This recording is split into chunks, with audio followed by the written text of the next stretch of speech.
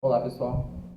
Então, nessa videoaula, nós vamos ver que técnicas nós podemos usar para verificar se uma sequência é convergente ou não. Lembrando que nas videoaulas anteriores nós já vimos o conceito e a motivação para a sequência, né, e o conceito de sequências e a motivação para ele. Nós vimos também a definição de sequência convergente. E essa definição de sequência convergente está aqui.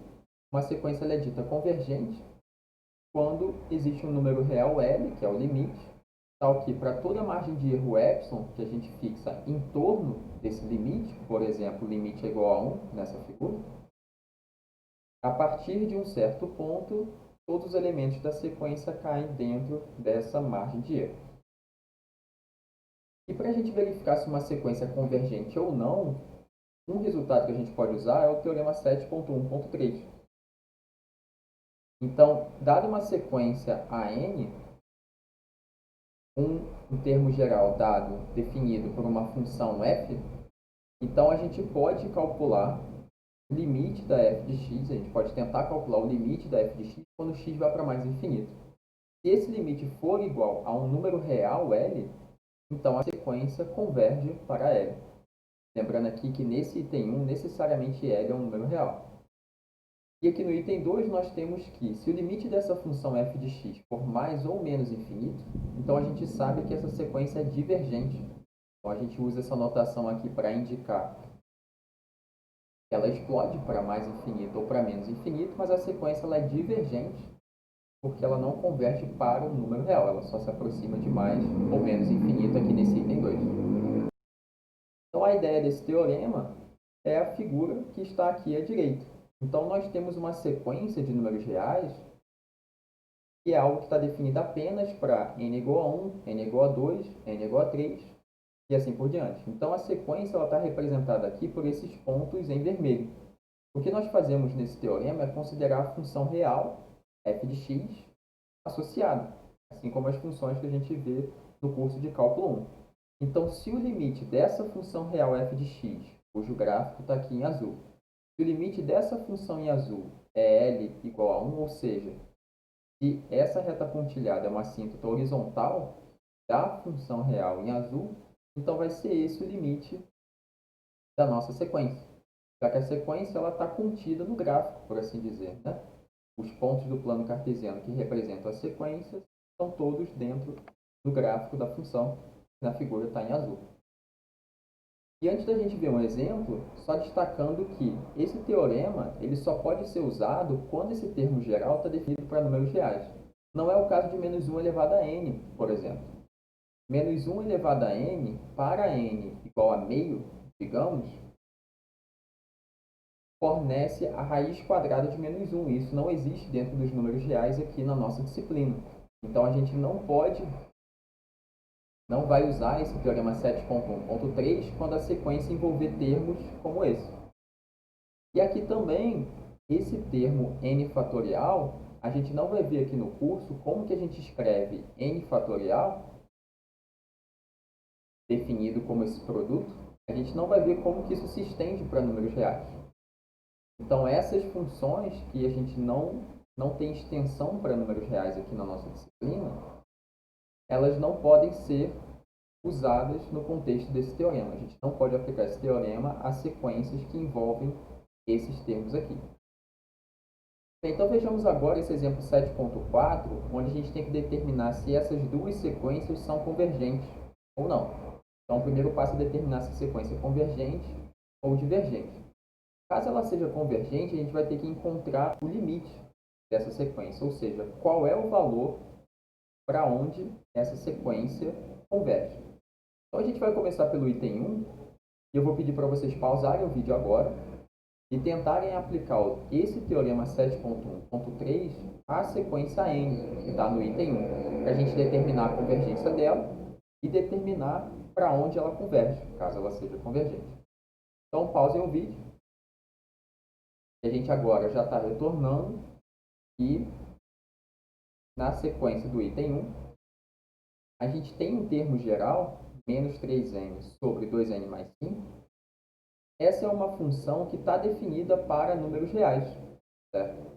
Para n maior ou igual a 1, essa função está bem definido, e a função real correspondente ela também está definida para x maior ou igual a 1. Então, a gente pode considerar esse teorema 7.1.3 e tentar calcular esse limite quando x vai para mais infinito. A função real correspondente ela está aqui, é essencialmente a mesma, né? A gente só está usando na notação a variável x para indicar que a gente está considerando uma função real aqui. E a gente observa que quando x vai para mais infinito, tanto o numerador quanto o denominador se aproximam de infinito. No caso, menos infinito no numerador e mais infinito no denominador. E essa indeterminação infinito sobre infinito, ela pode ser resolvida através da regra de L'Hopital. Então, a gente vai considerar a derivada do numerador e a derivada do denominador no limite. E essas derivadas elas são constantes, iguais, respectivamente, a menos 3 e 2. Então, esse limite ele é igual a menos 3 meios. Então, pelo item 1, como o limite da função real correspondente é igual ao número real L, nesse caso, menos 3 meios, então essa sequência ela é convergente e ela converte para menos 3 meios. É o que a gente está concluindo aqui. Segue convergente com o limite menos 3 meios. E agora, no item 2, a gente tem uma sequência Bn igual a menos 1 elevado a n. Essa é uma sequência onde a gente não pode aplicar o teorema 7.1.3, porque essa sequência não está definida para números reais. No caso, a função que define o seu termo geral não está definida para números reais. Então, essa sequência ela está definida para n maior ou igual a zero. Então, o primeiro termo dessa sequência é aquele que a gente obtém com n igual a zero. Menos 1 elevado a zero é igual a 1. Menos 1 elevado a 1, menos 1. Menos 1 ao quadrado é igual a 1. Menos 1 ao cubo, menos 1. E assim por diante. Essa é uma sequência que a gente viu na videoaula anterior.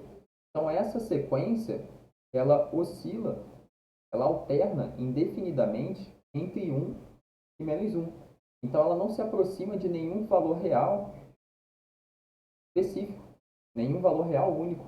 Metade da sequência está estacionada em 1, metade da sequência está estacionada em menos 1, mas a sequência como um todo, ela não se aproxima de nenhum valor real específico. E é por isso que a sequência ela é divergente. E a seguir a gente vai ver um outro teorema que a gente pode usar como técnica, como um método, para verificar se sequências são convergentes ou não. A gente pode usar ele como uma ferramenta. Então, o que o teorema 7.1.6 está dizendo para a gente? Se a gente tem uma sequência de números reais e a sequência definida pelo valor absoluto desses termos, se essa sequência de valores absolutos tem limite zero, então a sequência original também tem limite zero. E vamos ver como que a gente pode usar isso nesse exemplo 7.6. A gente tem uma sequência definida por menos 1 elevado a n sobre n. Então, o que ocorre nesse exemplo? A gente não pode usar diretamente o teorema anterior, porque esse termo, menos 1 elevado a n, não se estende para números reais.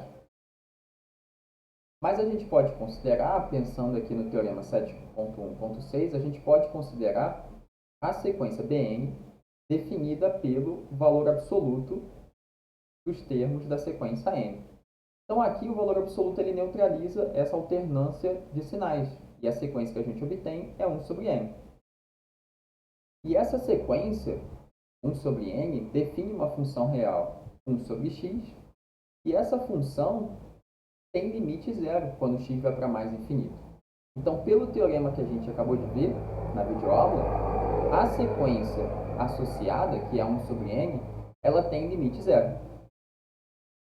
E com isso a gente tem que o limite do valor absoluto dos termos da sequência n, como consta aqui no teorema, esse limite é igual a zero.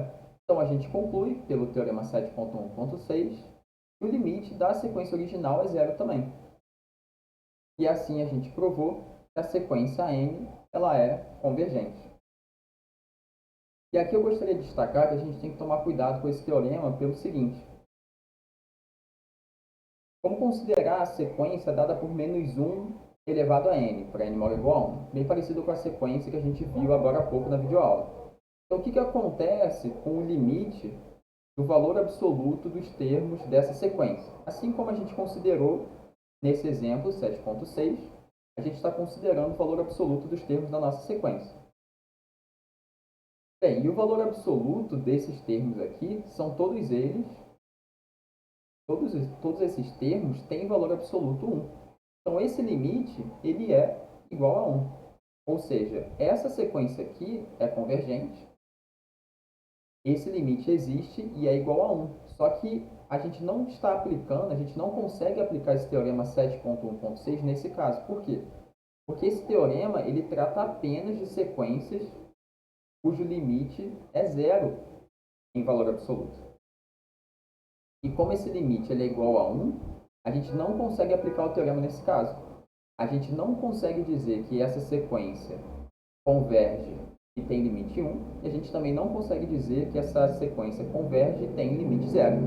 Porque essa condição ela não está sendo verificada, ela não é verdadeira nesse caso, porque esse limite ele é igual a 1 e não igual a 0. Então, tomar cuidado na aplicação desse teorema. Bem, então, por enquanto é isso. Em relação a técnicas para verificação da convergência de sequências. A gente vai dar continuidade ainda a isso na nossa disciplina, mas verifique no Moodle quais atividades estão sendo pedidas no Moodle e faça a leitura também das notas de aula.